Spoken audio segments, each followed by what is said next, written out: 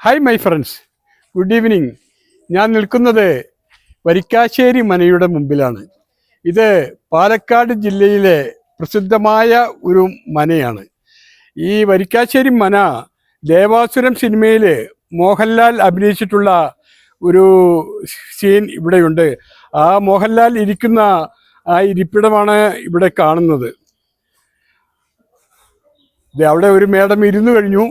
മോഹൻലാൽ പണ്ട് ദേവാസുരം സിനിമയിൽ ഇരുന്ന ആ ഒരു ഷോട്ട് എടുത്തിരിക്കുന്ന സ്ഥലമാണ് ഈ കാണുന്നത്. ഈ മനയുടെ ചുറ്റുഭാഗം വളരെ പ്രകൃതി രമണീയമാണ്. ധാരാളം മരങ്ങൾ നിബിഡമായി ഇവിടെ നിൽക്കുന്നത് നമുക്ക് കാണുവാൻ സാധിക്കും.